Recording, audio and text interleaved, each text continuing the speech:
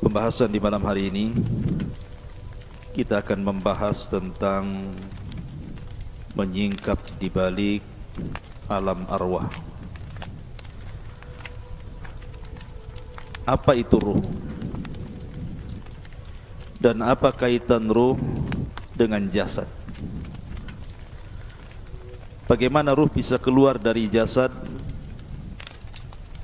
Kemudian bagaimana ruh setelah kematian manusia? Dan juga di mana ruh saat kiamat dibangkitkan?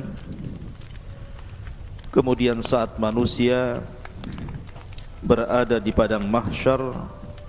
Ini yang kita akan bahas seputar alam arwah. Ma'asyiral muslimin yang dimuliakan Allah Subhanahu wa taala.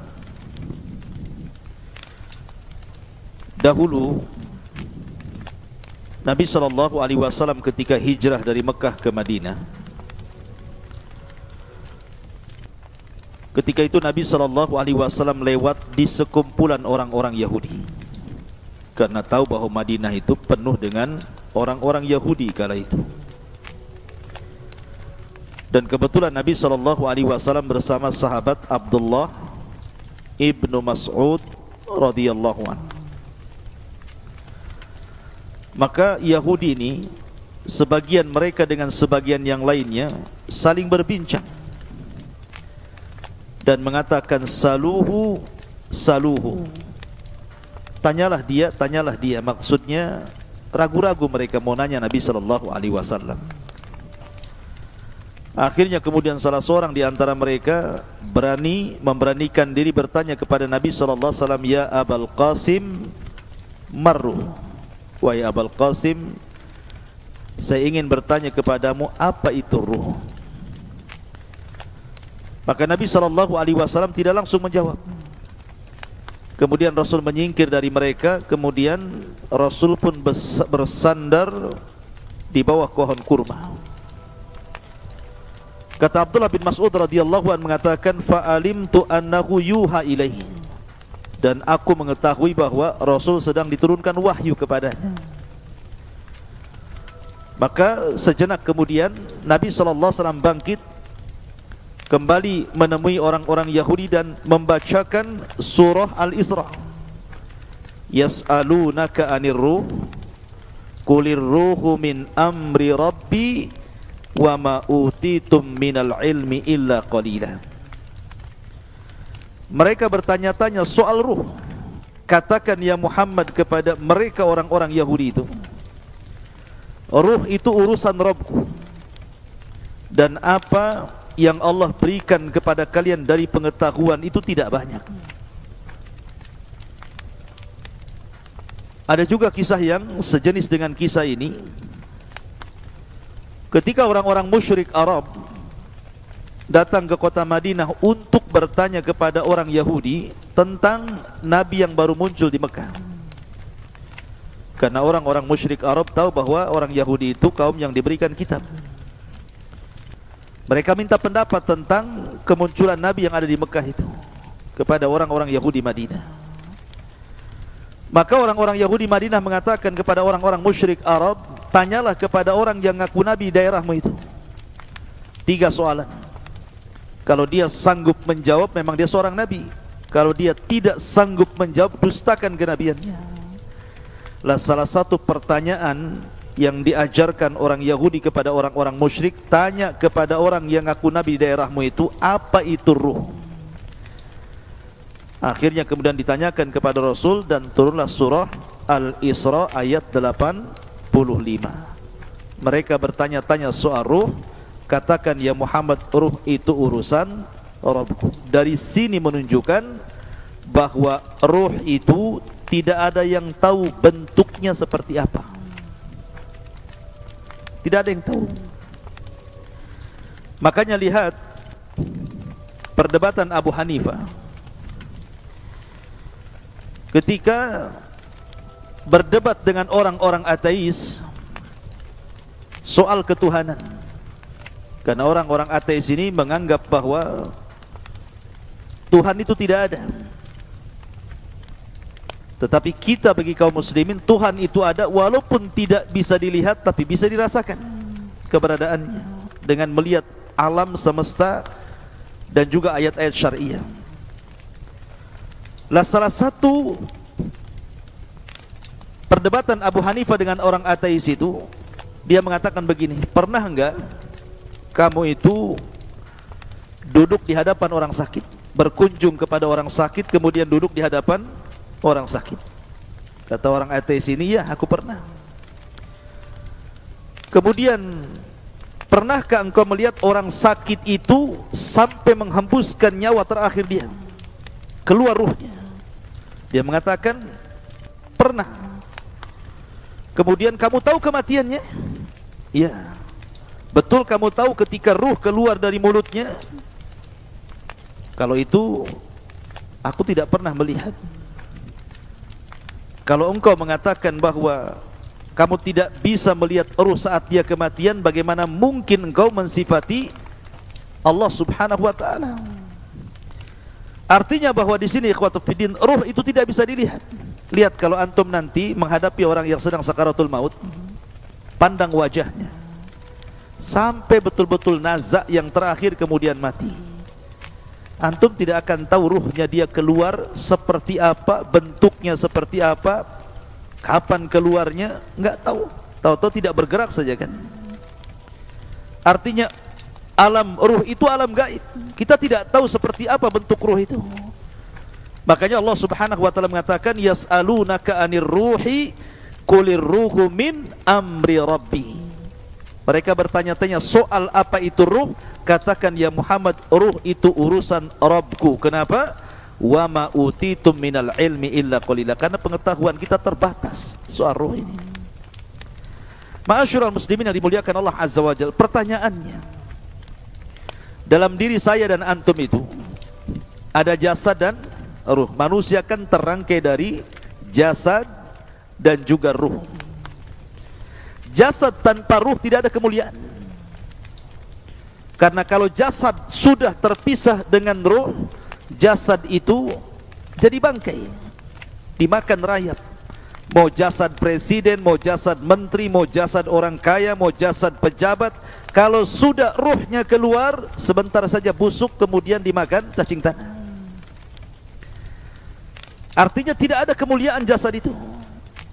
Sehebat apapun orang, kalau sudah mati, kain kafan dibawa ke keranda, dibawa ke kuburan, tempatnya pun 1,5 meter kali 1,5 meter. Kapan jasad itu mulia?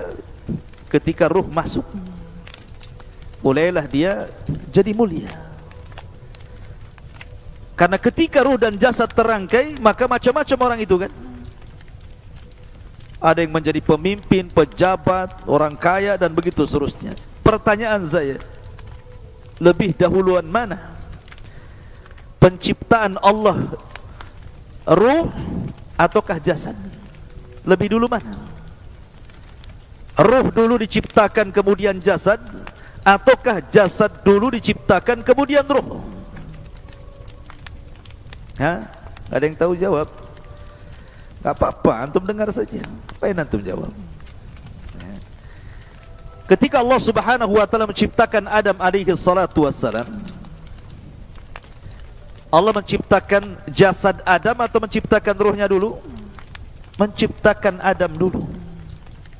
Allah mengutus malaikat maut, mengambil tanah dengan berbagai macam jenisnya di dunia, mulai tanah yang keras, tanah yang lembut, tanah yang lembek, gitu ya. Tanah berwarna merah, berwarna hitam, berwarna kuning, berwarna putih, gitu, macam-macam warna. Kemudian dinaikkan ke langit. Kemudian Allah bentuk Adam alaihi salatu wassalam, membentuk menjadi manusia tersempurna, termulia. Laqad khalaqnal insana fi ahsani taqwim. Kemudian setelah Adam menjadi patung, maka Allah membiarkan patung Adam itu seperti itu, mengeras. Belum ada ruh, masih jasad. Sampai syaitan, iblis itu, saking hasadnya dengan Adam belum dititipkan ruh itu, datang, ngitarin patungnya Adam. Kadang masuk dari lubang telinga, keluar dari lubang hidung, masuk lubang hidung, keluar lagi dari lubang yang lain, ya kan? Karena banyak lubang antum itu, lubang sana, lubang sini gitu ya. Jadi iblis tahu bahwa Adam itu berongga, makanya dia mengatakan lau sullitu alayya la uhlikanna. Kalau orang ini diserahkan kepadaku, ku hancurkan dia, atau ku buat dia maksiat kepada Allah Azza wa Jalla. Lihat hasadnya iblis. Dari sini Allah Subhanahu wa taala menciptakan secara zahir ayat dalam Al-Qur'an tentang penciptaan Adam. Allah belum menciptakan roh, tapi Allah membentuk jasad Adam dulu sampai betul-betul sempurna mengeras, baru setelah itu Allah ciptakan roh.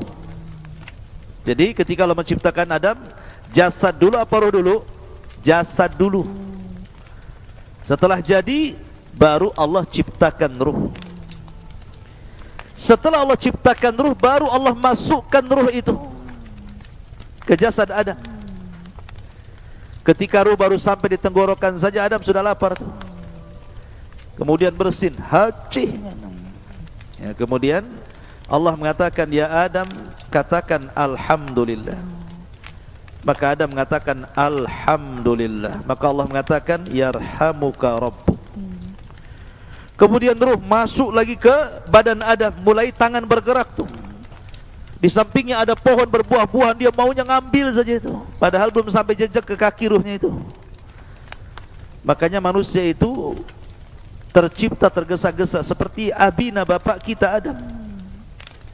Baru setelah sempurna ruh itu sampai di kaki, sempurnalah Adam itu menjadi manusia yang disebut dengan nafsun. Ada ruh, ar-ruhu, ada an-nafsu dalam bahasa Arab. Kalau ruh ya ruh, kalau nafsu itu jiwa. Dan jiwa itu artinya terangkainya ruh dengan jasad, dalam bahasa Arab disebut nafsun. Kalau ruh, ruh saja. Kalau jasad, jasad saja. Kalau sudah nyatu disebut nafsun. Ya ayyutuhan nafsul mutmainnah, wahai jiwa yang tenang, karena ruhnya masih dalam jasad. Ukhruji ila ila ridwanullah, keridhaan Allah Subhanahu wa taala. Ma'asyiral muslimin yang dimuliakan Allah, ini kalau binisbah dengan Adam, bahwa ruh itu diciptakan sebelum atau setelah? Setelah Adam diciptakan. Adam dulu diciptakan, baru ruhnya diciptakan. Tetapi kalau kita selain Adam alaihi salatu wassalam, dibalik, ruhnya dulu diciptakan, baru kita diciptakan, ya. Karena dalam hadis Bukhari, ketika Nabi SAW bersabda tentang cerita penciptaan manusia, di mana Allah Subhanahu wa taala ketika menciptakan manusia itu, pertama 40 hari segumpal air mani, kemudian 40 hari kedua segumpal darah, kemudian 40 hari ketiga menjadi segumpal daging, berbentuklah dia manusia. Kalau dihitung berarti 4 bulan. 30 kan, 40 satu bulan kan 30 hari. Berarti 40 segumpal mani, 40 segumpal darah, 40 segumpal daging. Berarti pas 4 bulan usia janin itu sudah membentuk manusia. Dari sini Allah mengutus malaikat yang memang menghantarkan ruh. Kemudian dimasukkan ruh itu, kemudian dicatat rizkinya, dicatat amalannya, dicatat celakanya, dicatat kebahagiaannya, semua dicatat di situ. Maka dari sini kata para ulama, kalau Adam alaihi salatu wasallam diciptakan dulu jasadnya, baru kemudian ruhnya setelahnya diciptakan. Tapi kalau kita diciptakan dulu ruhnya, baru diciptakan jasadnya. Begitu kata para ulama.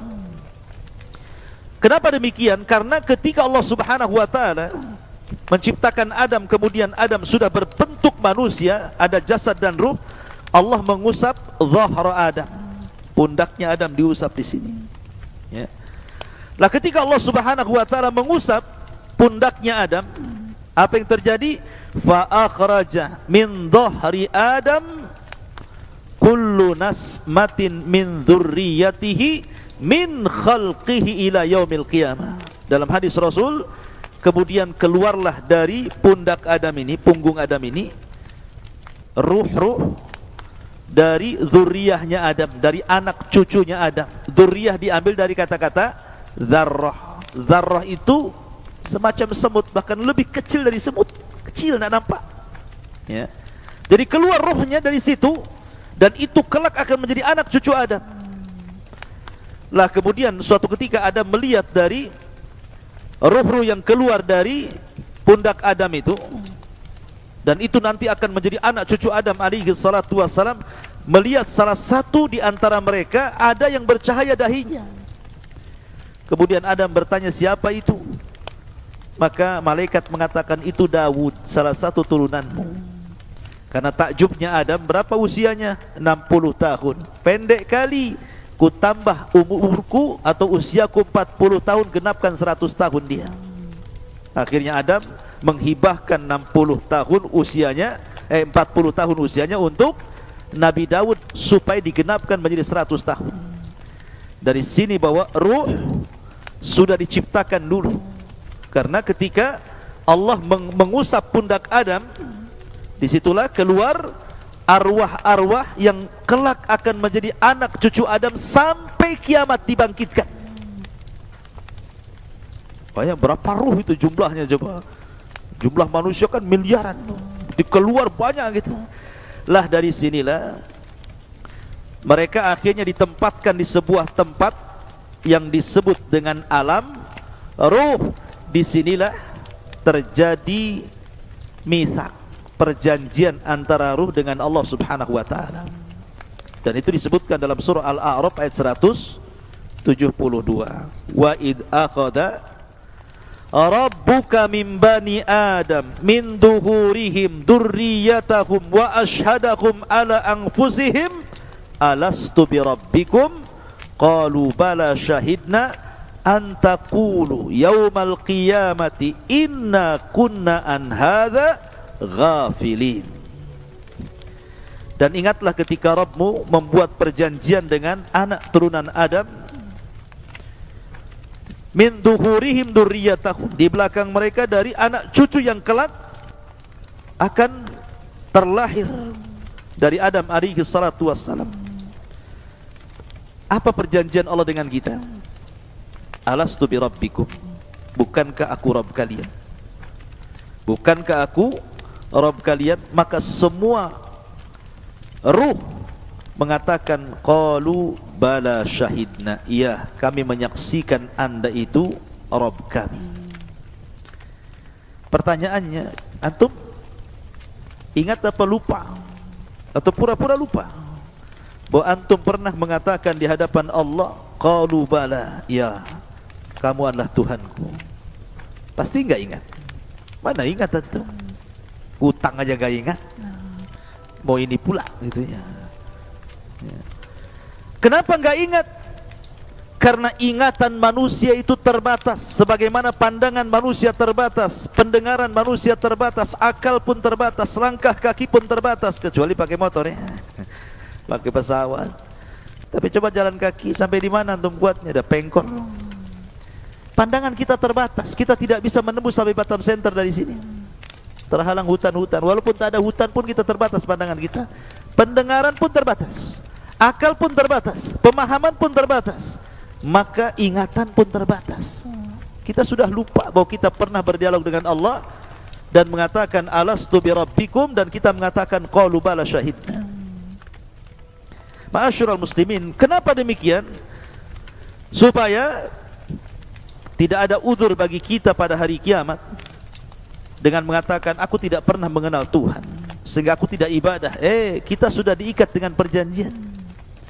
Makanya Rasulullah mengatakan kullu maulud yuladu alal fitrah, setiap bayi yang dilahirkan itu brojol menjadi fitrah. Fitrah itu artinya mengenal Islam. Kenapa? Karena lanjut hadis Nabi SAW, fa abawahu yuhawidanihi au yunassiranihi au yumajjisani, bapaknya yang menjadikan dia Yahudi, Nasrani ataupun Majusi. Stop hadis sampai ini, dan tidak ada kata-kata bapaknya yang menjadikan dia Muslim. Ya, karena lahirnya anak siapapun terlahir Islam, mengenal Rabbnya. Tapi kita lupa. Lah di alam ruh ini pula Allah menawarkan amanah. Yang Allah Subhanahu wa taala isyaratkan dalam surah apa? Inna aradnal amanata 'alas samawati wal ardi wal jibal fa abaina an yahmilnaha wa ashfaqna minha wa hamalahal insan innahu kana zaluman jahula. Sesungguhnya kami telah menawarkan amanah. Kapan amanah ditawarkan? Ketika di alam ruh. Allah menawarkan amanah ini. Pertama, ditawarkan ke langit, ditawarkan ke bumi, ditawarkan ke gunung-gunung. Semua menolak amanah itu. Kemudian Allah menawarkan amanah di alam ruh kepada ruh-ruh turunan Adam itu. Tiba-tiba kemudian manusia pun siap memikul amanah itu. Makanya Allah mengatakan sungguh manusia itu amat sangat zalim dan amat sangat bodoh. Gunung saja menolak, langit saja menolak, bumi saja menolak, manusia pula yang lemah menerimanya. Walaupun penafsiran amanah dalam ayat ini berbagai macam ya. Apa yang dimaksud amanah yang Allah tawarkan kepada kita di alam ruh itu? Ada yang mengatakan amanah di sini artinya at-ta'at wal faraid, ketaatan dan melaksanakan kewajiban. Ada yang mengatakan amanah di sini artinya seperti pendapat Abdullah ibn Mas'ud, artinya solat, zakat, puasa, haji.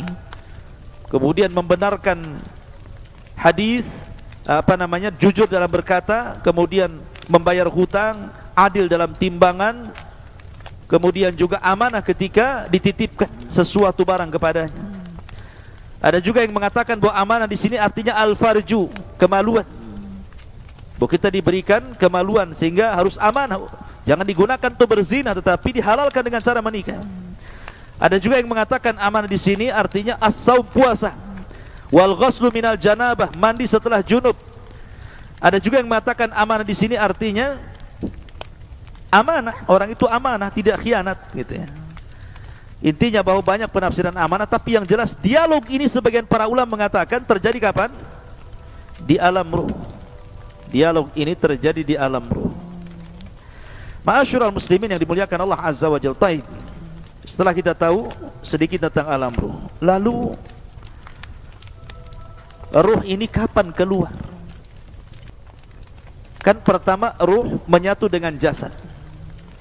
Kemudian kita dilahirkan ke dunia menjadi jiwa yang menyatunya ruh dengan jasad. Maka suatu ketika ruh ini akan keluar saat kematian. Bagaimana ruh keluar dari jasad kita, ikhwan? Ada hadis Bara' bin Azib radhiyallahu an. Jadi Bara' bin Azib ini bercerita suatu ketika kami, kata Bara' bin Azib, keluar bersama Rasul hendak mengebumikan salah seorang jenazah. Ketika sampai di kuburan, orang yang gali kuburan itu belum selesai. Orang yang gali kuburan itu belum selesai. Lah karena belum selesai orang yang menggali kuburan itu, Nabi SAW memberikan nasihat kepada sahabat yang ada di sekitar kuburan itu. Kemudian Nabi SAW menceritakan tentang kematian seorang mukmin dan kematian seorang kafir. Coba perhatikan bagaimana ruh keluar dari jasadnya seorang mukmin dan bagaimana ruh keluar dari jasadnya orang kafir. Kata Nabi SAW, innal abdal mu'min idza kana fi inqita'in minad dunya wa ikbalin minal akhirah, apabila hamba mukmin ini hendak terputus dari dunia dan menghadap akhirat, nazala ilaihi malaikatun minas sama bidul wujuh, maka akan turun malaikat dari langit, wajahnya sangat putih, ka'anna wujuhahumus syamsu, seperti wajahnya malaikat ini seperti matahari. Ma'ahum kafanun min akfanil jannah wa hanutun min hanutil jannah, malaikat yang turun dari langit yang memiliki wajah yang sangat terang putih itu membawa kain kafan dari sorga dan wewangian dari sorga. Kata para ulama, ketika nanti antum mendekati ajal, malaikat yang turun kepada antum itu ada 4. Satu disebut malakul maut, malaikat kematian. Yang 3 disebut rusulul maut, rusulul maut, tawaffathu rusuluna. Ada 3 utusan Allah malaikat yang mendampingi malakul maut. Yang pertama membawa kain kafan, yang kedua membawa hanut, dan yang ketiga membisikkan di telinganya kalau dia seorang mukmin kabar gembira. Adapun malakul maut hanya mencabut nyawa saja, kemudian diserahkan kepada 3 malaikat itu. Ulama mengatakan dalam hadis ini, ruhnya seorang mukmin itu ketika dicabut itu dimulai dari jari-jari jemari, dari ujung-ujung jari, ujung jari kaki dan tangan. Jadi kalau ruhnya di sini dia mulai berjalan, begitu juga dari kaki, mulai ke atas, ya, sampai di tenggorokan, berkumpul di tenggorokan ruhnya. Apa yang terjadi? Kalla idza balagatit tarat wa qila man rah. Apabila ruh sudah sampai di tenggorokan di sini, kata Allah, man rah, siapa yang bisa meruqyah dia? Siapa yang bisa menyembuhkan sehingga mengembalikan ruhnya ke dalam jasadnya? Enggak ada. Lah ruh itu ketika dicabut, dari mana keluarnya? Dari mulut. Ruh itu keluar dari mulut kita. Kemudian ketika dia keluar, mata ini memandang ruh itu keluar. Makanya Rasul mengatakan, apabila ruh dicabut, tabi'ahul basar, pandangan kita mengikutinya. Makanya setiap orang yang mati pasti melotot matanya. Makanya antum kalau melihat orang mati melotot, cepat antum tutup, takut menakutkan orang. Kata Nabi SAW, ruhnya mukmin itu apabila keluar seperti tetesan air yang terakhir keluar dari mulut teko, min famis siqa, kata Rasul. Kalau saya boleh analogikan, ikhwan, kalau antum punya teko, isinya banyak airnya, kemudian antum tuangkan, tentu air yang pertama keluar itu deras sekali, karena masih penuh masalah tekonya. Kalau dituangkan tuh pasti deras dia, kayak model pancuran kan gitu ya. Coba kalau seandainya di teko itu tinggal 1 tetes, kemudian antum tuangkan, pasti dia tidak akan mengalir deras, pasti akan sedikit mengalir sampai di ujung teko, kemudian menggantung dulu, kemudian baru netes gitu ya. Artinya bahwa ruhnya seorang mukmin itu keluar seperti tetesan terakhir dari mulut teko, pelan tapi pasti, pelan, kemudian keluar dari mulutnya. Ketika itu malaikat yang menghibur jasadnya seorang mukmin ini mengatakan, ya ayyatuhar ruhul, ya ayyatuhan nafsul mutmainnah, irji ila rabbiki radiyatan mardiyah. Wahai jiwa yang tenang, keluarlah pelan-pelan menuju keridhaan Allah Subhanahu wa ta'ala. Maka ketika betul-betul keluar, maka ruh itu kemudian naik ke langit. Sudah terpisah alamnya, dia kembali keluar dari jasad. Lah ruh ini langsung ketika sudah ditangkap oleh malaikat maut, sudah dikeluarkan, maka diserahkan kepada malaikat yang membawa kain kafan dan hanut dari sorga. Langsung di kain kafani, kemudian dibaluri minyak wangi, kemudian diangkat ke langit. Kemudian langit pertama, dia mengetuk pintu. Kata penjaga langit pertama, siapa? Fulan bin Fulan. Siapa yang dibawa? Ruhnya Fulan ibn Fulan. Karena dia ruhnya orang baik, maka malaikat yang ada di langit semuanya memujinya. Kemudian dibukalah pintu langit pertama, kedua, ketiga, keempat, kelima, ketujuh. Dia melintasi langit yang ketujuh. Kemudian diberjumpakan dengan Allah Subhanahu wa ta'ala. Dan Allah katakan kepada ruh orang mukmin ini, letakkan catatannya fil illiyin, tapi kembalikan ruhnya ke dalam jasadnya. Maka catatannya naik sampai di tempat yang paling tinggi di sorga, kemudian ruhnya dikembalikan ke bumi. ketika ruhnya dikembalikan ke bumi, ada yang mengatakan batas ruh naik ke langit itu sebatas ketika dia mulai dimandikan, mulai dikafankan, kemudian dikuburkan, ruh itu kembali ke dalam kuburan. Kemudian Allah satukan kembali ruh itu dengan jasad di alam kubur itu. Ketika itu dia baru sadar karena terjadi himpitan dhaghtah alam kubur. Jadi alam kubur menyempit, kuburan itu menyempit sehingga kalau dia jasadnya orang kafir bisa remuk itu badan dan tulang-tulang itu. Tetapi himpitan bumi ketika orang dimasukkan ke dalam kuburan itu, kalau dia seorang mukmin seperti dipeluk oleh ibunya. Kalau ada bayi dipeluk sama ibunya rapat-rapat gitu, seperti itu rasanya. Karena kita diciptakan dari tanah, kembali ke tanah, maka seolah-olah tanah itu bagi ibu kita. Tapi ingat, kalau jasadnya orang kafir, maka diremukkan dengan tanah semua tulang-tulangnya. Ma'asyiral muslimin, inilah yang dikatakan Rasul, seandainya ada yang selamat dari himpitan kuburan, maka tentu yang selamat adalah bayi ini. Tapi bayi ini pun tidak akan selamat dari himpitan kuburan.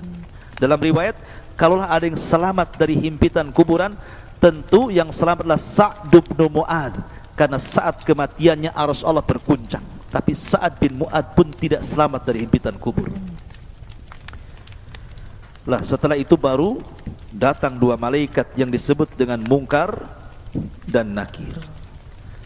Lah Munkar dan Nakir ini membawa fitnah yang disebut dengan fitnah kubur. Kemudian dia mengatakan, man rabbuk, siapa Rabbmu? Kemudian juga setelah ditanya siapa Rabbmu, kemudian wa man nabiyuk, siapa nabimu? Atau ma taqulu bihadzal rajul, apa yang kau katakan terhadap orang ini, maksudnya Nabi sallallahu alaihi wasallam. Kemudian wa madinuk, apa agamamu? Karena dia seorang yang beriman, tentu gambarannya seperti yang di dalam Al-Quran, yuthabbitullahu alladhina amanu bil qawli tsabit fil hayatid dunya wal akhirah. Akan mantap jawabannya. Dia mengatakan Rabbi Allah, Rabbku Allah. Ketika ditanya bagaimana pendapatmu tentang orang ini, maksudnya Rasul sallallahu alaihi wasallam, dia mengatakan huwan nabi, dia nabiku Muhammad sallallahu alaihi wasallam. Ketika ditanya wa madinuk, apa agamamu, maka dia dengan terangnya mengatakan diniyal Islam, agamaku Islam. Dia berhasil menjawab. Apabila berhasil menjawab, yang terjadi, maka Allah berfirman, an sadaqa abdi, hambaku telah benar. Hambaku telah benar. Karena telah benar, bukakan pintu sorga. Bayangkan dari kuburan dibuka pintu sorga, langsung ke sorga. Hembuskan angin dari sorga ke kuburannya. Bawa pakaian dari sorga, bawa makanan dari sorga, bawa minuman dari sorga. Bentangkan kuburannya seluas maddal basar, seluas-luasnya sampai tidak terkira. Kemudian didatangkan angin dari sorga, makanan dari sorga, pakaian dari sorga, minuman dari sorga. Kemudian dia pun masuk ke alam yang disebut dengan nikmat kubur. Ketika itu datang seseorang yang tampan, kalau perempuan yang cantik gitu kan, tiba-tiba mendekati orang ini. Kenalan, siapa namamu, apa pekerjaanmu, ngobrol. Layaknya kita di dunia ketemu orang ngobrol. Karena saking asiknya ngobrol, ikhwan, tidak sadar kalau seandainya bumi sudah mau dikiamatkan. Sehingga ketika betul-betul bumi ini sudah mendekati hari kiamat, Israfil sudah siap meniup sangkakalanya, barulah kemudian dia bertanya, kamu ini siapa? Kok kamu baik sekali mau menemani aku di dalam kuburan ini? Maka orang ini mengatakan, ana amalukas saleh, sayalah amal soleh, sayalah puasamu, sayalah salatmu, sayalah zikirmu, sayalah silaturahimmu, sayalah birrul walidainmu, sayalah seluruh amal solehmu. Allah jelma menjadi manusia sehingga menjadi teman kita dalam kuburan. Ikhwan, kalau antum di penjara sendiri stres, tapi kalau ada kawannya minimal mengurangi stres. Adam saja diberikan sorga dengan berbagai macam nikmatnya, belum dikatakan sempurna kecuali diberikan kawan. Diciptakan Hawa baru masuk ke sorga. Jadi ikhwatu fillah muliakan Allah azza wajal, tetapi ruhnya seorang kafir, lihat bagaimana hadisnya. Adapun ruh seorang kafir, ketika idza kana fi inqita'in minad dunya wa iqbalin minal akhirah, nazala ilaihi minas sama'i malaikatun ghiladun shidadun sudul wujuh ma'ahu almasuhu minan nar. Subhanallah. Kalau seandainya orang fajir, orang kafir, orang fajir, orang jahat ini mati, hendak meninggalkan dunia dan menghadap akhirat, maka turun dari langit itu malaikat yang ghilad, syidad, yang sangat keras, yang sangat jahat. Sudul wujuh, wajahnya hitam, kelam, gosong, dan membawa kain kafan dari neraka yang sangat busuk baunya. Kemudian dia pun duduk di samping orang yang mau ihtidar, mau mati dari orang kafir ini. Maka malaikat yang jelek rupanya ini langsung meneriakkan di telinganya, ya ayyatuhan nafsul khabithah, ukhruji ila sakhatim minallahi wa ghadabi. Hei jiwa yang buruk, keluar kau kepada kemurkaan Allah dan laknatnya, keluar kamu. Coba kalau saya buat analogi, antum ada di rumah, tiba-tiba di luar rumah ada yang berteriak, keluar, keluar Noval, mau nggak uang 1 miliar? Keluar nggak antum? Keluar. Pal, keluar, kubunuh kau. Keluar nggak? Keluar tapi lewat belakang, lari. Jadi ruhnya seorang mukmin seperti tadi teriakin, keluarlah, ini saya kasih uang tumpuk 1 miliar, pasti dia keluar enak. Tapi kalau kemudian ditakut-takuti, dia nggak mau kan keluar, maka ruhnya orang kafir kan ditakut-takuti dan mengatakan, ukhruji ya ayyatuhan nafsul khabitha, ukhruji ila saghati minallahi wa ghadabi. Dia kan ditakut-takuti malaikat ini. Maka orang ini tidak mau keluar ruhnya, maka dicabut paksa. Kata Nabi SAW seperti apa? Seperti pisau yang bengkok, kayak cerulit. Kemudian dimasukkan ke kambing wol.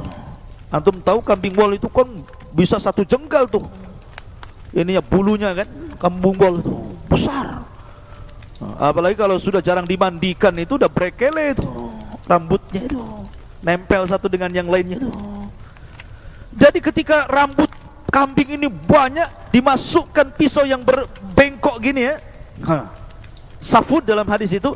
Kemudian setelah nempel begini, disiram rambutnya, langsung gini. Jadi susah jadinya pisaunya ini. Kira-kira kalau seandainya pisau yang dimasukkan ke bulu wol kemudian disiram, kemudian dipaksa begini, apa enggak rontok semua bulunya tuh? Lah Rasul mempermisalkan ruhnya orang kafir ketika dicabut itu seperti itu. Seperti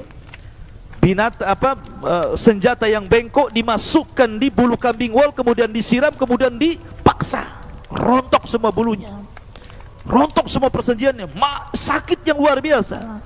Tapi tetap dia harus keluar. Ketika dia keluar, diserahkan kepada malaikat yang membawa kain kafan dari neraka yang sangat busuk itu. Dia pun tidak tahan di situ, ruhnya itu diangkat ke langit. Malaikat semua tersakiti dengan ruh ini karena baunya. Ini ruh siapa? Bau busuk sekali. Semua menyingkir malaikat itu, tidak ada yang mau mendekat. Ketika kemudian penjaga langit pertama diketuk supaya ruh ini naik ke langit, nggak mau dibukakan sama sekali, nggak mau dibukakan. Dari sini Allah Subhanahu wa taala berfirman dalam Al-Qur'an, la tufattahu lahu abwabus sama wa la yadkhulunal jannah hatta yalijal jamalu fi sammil khiyat. Ketika ruhnya orang kafir naik ke langit pertama, la tufattahu lahu abwabus sama, Allah atau malaikat tidak ada satupun yang membuka pintu-pintu langit, bahkan dia akan masuk neraka. La tufattahu lahum abwabus sama wa la yadkhulunal jannah, dan dia tidak akan masuk surga orang kafir itu hatta yalijal jamalu fis samil khiyat, sampai ada cerita unta masuk ke liang jarum. Kata Allah, liang jarum seberapa? Jarum liangnya kecil, unta besar, Cemana masuk ke liang jarum? Gimana caranya? Dijadikan benang dulu lah untanya baru bisa masuk. Artinya bahwa mustahil ada unta masuk ke liang jarum, kecuali kalau jarumnya gede gitu ya, lubangnya seperti pintu itu. Mana ada jarum ya. Jarumnya kecil, jarum itu artinya mustahil orang kafir masuk surga. Lah ketika tidak dibukakan pintu langit, akhirnya oleh malaikat yang sudah capek-capek bawa ke atas, dilempar ruh itu. Bayangkan, dilempar ruh itu sehingga ruh itu jatuh dari ketinggian itu.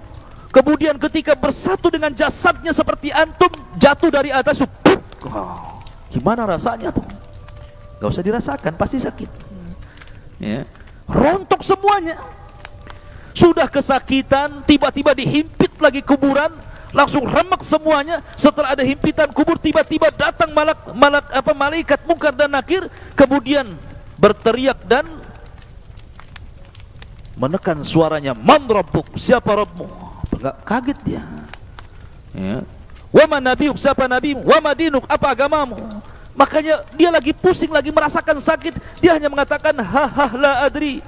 Fayaqulan ha la adri, saya tidak tahu. Aqulu kama qalan nas wa fa'altu kama fa'alan nas. Aku hanya mengikut-ngikut orang saja, enggak tahu. Maka dia pun akan dicambuk oleh malaikat. Kalau seandainya cambukan itu dicambukkan ke gunung Uhud, maka cukup menghancurkan Uhud itu. Bagaimana kalau dicambukkan ke jasad manusia? Turuhnya seorang kafir itu. Ma'asyiral muslimin yang dimuliakan Allah Subhanahu wa taala. Jadi kalau saya ringkas dari hadis Bara bin Azib ini, pertama, keluarnya ruh seorang mukmin dari jasad seorang mukmin. Yang kedua, ruh ini dibawa ke langit oleh malaikat. Kemudian yang ketiga, dikembalikan ruh ke dalam jasadnya. Begitu juga ruhnya orang kafir, itu saat kematian. Lalu setelah kemudian masuk ke alam kubur, apakah azab kubur itu birruhi wal jasad, menyatunya ruh dan jasad, ataukah ruh saja?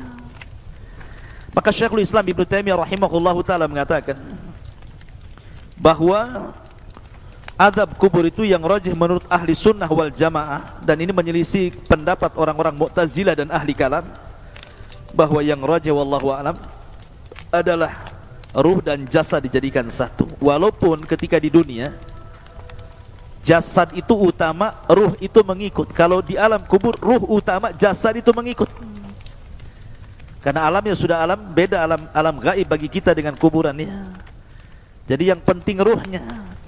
Tetapi kalau ingin merasakan sakit, maka disatukan dengan jasadnya supaya dia merasakan bagaimana siksaan itu, sakitnya luar biasa. Maka baru disatukan jasad dengan ruh, dan itu pendapat yang kuat bahwa alam kubur terjadi birruhi wal jasad, ruh dengan jasad. Walaupun ada pendapat ruhnya saja, karena jasad pasti akan dimakan cacing tanah, akan hilang, kemudian akan hancur. Ma'asyiral muslimin yang dimuliakan, ada yang mengatakan tentang masalah di mana ruh itu dalam kuburan.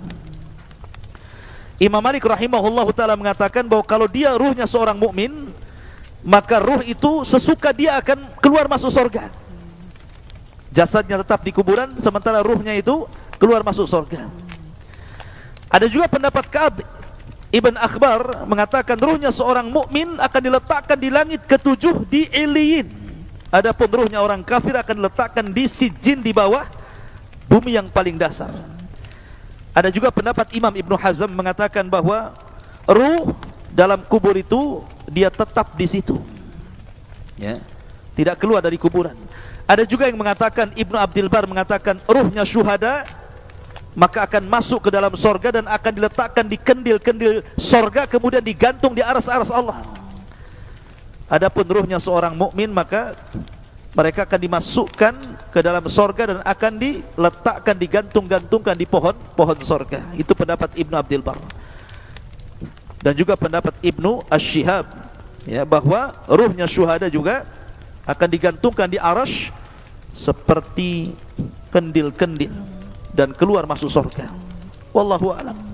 Karena bagaimanapun pengetahuan kita tentang ruh tidak banyak. Wa ma utitu minal ilmi illa qal. Ini hanya pendapat para ulama. Adapun hakikatnya wallahu a'lam, yas'alunaka 'anir ruh qulir ruhu min amri rabbi. Ma'asyiral muslimin yang dimuliakan, lalu ketika terjadi hari kiamat, di mana ruh? Ulama mengatakan bahwa ada 7 perkara yang tidak akan binasa pada hari kiamat. Catat 7 perkara ini. Tidak akan binasa pada hari kiamat, tetapi yang lainnya pasti dihancurkan. Ketika Israfil meniupkan sangkakalanya, semua makhluk Allah dihancur-hancurkan. Bumi dihancurkan, gunung dihancurkan, lautan dihancurkan, langit dihancurkan, bintang dihancurkan, matahari, dan begitu seterusnya. Tapi ada 7 makhluk yang tidak akan pernah dihancurkan. Ada yang mengatakan 8, ada yang mengatakan 7. Yang pertama, arsy. Arsy tidak akan dihancurkan Allah subhanahu wa ta'ala. Kemudian yang kedua dan yang ketiga, al-jannatu wan nar. Sorga dan neraka tidak mungkin hancur dengan tiupan sangkakala. Kemudian yang keempat, al-ajbu. Al-ajbu itu artinya tulang ekor setiap manusia. Mungkin badan bisa hancur, tulang-tulang yang lain bisa hancur, tapi tulang ekor tidak mungkin dihancurkan Allah, karena kita diciptakan dari tulang ekor itu. Kemudian yang nomor 5, al-lauh, papan tempat menulis kolam itu. Al-lauh yang disebut lauhil mahfud tidak akan hancur. Kemudian yang keenam, al-qalam, dan kolam makhluk kedua yang Allah ciptakan setelah arsy tidak akan hancur. Kemudian yang nomor 7, ruh. Ruh tidak akan hancur. Ketika Israfil meniupkan sangkakala, itu tidak akan hancur. Dan ini disebutkan di dalam nuniyahnya Imam Ibnul Qayyim rahimahullahu ta'ala, dan juga dalam kitabnya Syarhus Sunnah li Imam Al-Barbahari rahimahullahu ta'ala, dan juga kitab-kitab yang lain yang menunjukkan 7 perkara tidak akan dihancurkan saat alam dihancurkan. Salah satunya ruh. Lalu ruh di mana ketika terjadi kiamat? Ruh itu terjadi ketika terjadi kiamat, maka terputuslah azab kubur, nikmat kubur, dan begitu seterusnya. Maka ruh itu akan diletakkan di eliyin yang mukmin, kemudian ruhnya orang-orang kafir dan orang-orang jahat diletakkan di sijin, di dasar bumi. Kemudian terjadi kiamat hebat selama 40, bisa 40 tahun, bisa 40 bulan, bisa 40 hari. Baru Israfil kemudian meniupkan sangkakala yang kedua. Ketika itu jasad-jasad oleh Allah dikembalikan lagi, tulangnya dirangkai lagi, kemudian dagingnya dirangkai lagi dengan tulangnya. Jadilah setiap manusia, sehingga tanah itu dipenuhi dengan jasad. Allah mengatakan, idza zulzilatil ardu zilzalaha wa akhrajatil ardu athqalaha. Dan Allah keluarkan beban-beban berat dari perut bumi, maksudnya manusia, dilempar ke permukaan. Wa alqat ma fiha wa takhallat. Dan kami lempar isi-isi perut bumi sampai kosong, karena semua jasadnya berada di permukaan bumi, semua jasad, belum ada ruh.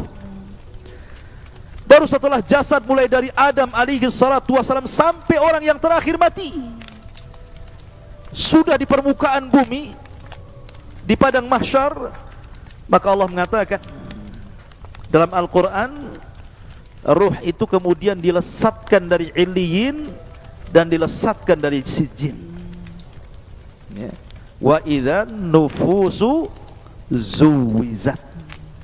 Dan ketika nufus, jiwa-jiwa itu disatukan, jadi ruh dari ilin melesat, kemudian ruh dari sijin melesat, dan anehnya tidak tertukar tuh ruh dengan jasad itu. Bukan berarti kemudian ruhnya Naufal tertukar dengan ruhnya siapa gitu, enak kali ya. Jadi tidak tertukar, artinya bahwa ruh itu akan kembali ke jasadnya sesuai ketika di dunia jasadnya. Dan yang pertama kali adalah ruhnya Muhammadun sallallahu alaihi wasallam. Makanya dia orang yang pertama kali siuman sebelum manusia siuman. Ana awal man yashaqqu fihil qabr. Saya pertama orang yang keluar dari kuburan, katanya, kata Rasul. Kemudian aku melihat Nabi Musa sedang bersandar. Aku ragu-ragu apakah dia dulu ataukah aku, kata Rasulullah. Kan gitu ya. Baru kemudian bangkit semua, karena sudah nyatu lagi ruhnya tuh. Kemudian ketika bangkit bingung orang-orang kafir ini, sehingga mereka mengatakan, ya wailana man ba'atsana mim marqadina, celaka siapa yang membangunkan aku ini dari tidur-tidurku ini. Tapi orang-orang yang beriman mereka mengatakan, hadza ma wa'adar rahman wa sadaqal mursalun, inilah janji Allah dan benarlah ucapan para rasul. Berarti dari sini terjadi infisal ruh dengan jasad berapa kali? Pertama, ketika ruh kita dengan jasad kita dalam janin terpisah, karena jasad belum diciptakan, ruh sudah diciptakan. Itu perpisahan pertama, ruh dengan jasad. Kemudian yang kedua, saat kematian ruhnya dicabut lagi dari jasad, kemudian disambungkan lagi di alam kubur. Kemudian setelah terjadi kiamat dipisahkan lagi ruhnya, diletakkan di Eliyin, kemudian di padang mahsyar disatukan lagi, dan tidak akan pernah dikeluarkan lagi setelah itu, baik yang masuk ke dalam surga ataupun yang masuk ke neraka. Tetapi yang ada kelak, badan kita akan dibesarkan. Kata para ulama kapan? Ketika membaca catatan amal. Ketika Naufal membaca catatan amal 1, 2, kalau itu amalan baik dibaca, maka bercahayalah wajahnya, mengembang badannya. Dibaca lagi catatan kebaikannya, makin bercahaya, makin mengembang, makin bercahaya, makin mengembang, sehingga tanpa sadar badan itu besar, sehingga tingginya 30 meter 60 hasta, lebarnya 7 hasta 3,5 meter, dan bentuk mereka semua sama, kasurati abikum Adam, seperti gambaran bapak kalian Adam alaihi salatu wassalam. Tuluhu sittuna dira'ah, panjangnya tingginya 60 hasta atau 30 meter. Barulah disitulah mereka menitis titian siratal mustaqim, wallahu alam, sampai akhirnya yang berhasil masuk surga itu karena amalan dan ketaatannya, yang tidak berhasil karena perbuatan maksiat dan dosanya. Wallahu alam bisawab. Inilah diantara alam arwah. Subhanakallah bihamdika asyhadu an la ilaha illa anta astaghfiruka wa atubu ilaik. Allah Ta'ala. Assalamualaikum warahmatullahi wabarakatuh.